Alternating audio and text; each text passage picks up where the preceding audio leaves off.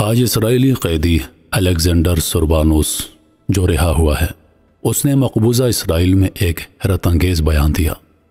وہ کہتا ہے کہ آپ کی مہربانی ہمیشہ کے لیے میرے ضمیر میں نقش ہو گئی ہے۔ 498 دن جو میں نے آپ لوگوں کے درمیان گزارے، باوجود اس کے کہ آپ پر ظلم و جاہلیت کے پہاڑ توڑے جا رہے تھے، میں نے مردانگی، خالص بہادری، انسانیت کے احترام اور اقتدار کی پاسداری کا اصل مفہوم سیکھا۔ آپ وہ آزاد لوگ تھے جو قید میں تھے جبکہ میں قیدی تھا۔ آپ نے میری حفاظت کی جیسے ایک محبت کرنے والا باپ اپنے بچوں کی حفاظت کرتا ہے۔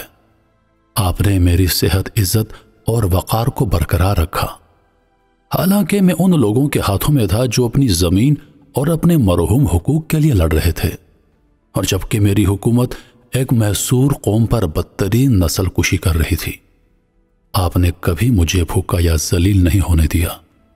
میں نے مردانگی کا حقیقی مفہوم آپ کی آنکھوں میں دیکھا۔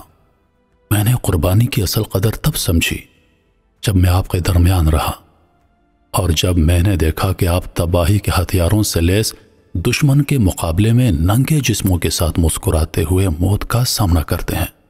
چاہے میں کتنا ہی فصیح کیوں نہ ہوں، میں وہ الفاظ نہیں ڈھونڈ سکتا جو آپ کی اصل قدر کو بیان کر سکیں یا میری حیرت و تعریف کو پوری طرح ظاہر کر سکیں۔ کیا واقعی آپ کا مذہب آپ کو قیدیوں کے ساتھ ایسا سلوک کرنا سکھاتا ہے؟ کتنا عظیم ہے یہ ایمان جو آپ کو اس مقام تک بلند کرتا ہے کہ تمام انسانی قوانین اور جنگی ضابطے اس کے سامنے ڈھیر ہو جاتے ہیں، حتیٰ کہ سب سے سخت لمحوں میں بھی انصاف اور رحم آپ کے عمل سے جھلکتے ہیں، نہ کہ کھوکھلے نعروں سے۔ آپ اپنے اصولوں پر اندھیروں میں بھی سمجھوتا نہیں کرتے۔ یقین مانیے، اگر میں دوبارہ یہاں آیا تو میں آپ کی سبھوں میں صرف ایک مجاہد بن کر آؤں گا، کیونکہ میں نے سچائی آپ لوگوں سے سیکھی ہے اور جان لیا کہ آپ نہ صرف اس زمین کے مالک ہیں بلکہ اصولوں اور منصفانہ مقصد کے مالک ہیں۔ میں آپ کو سلام پیش کرتا ہوں۔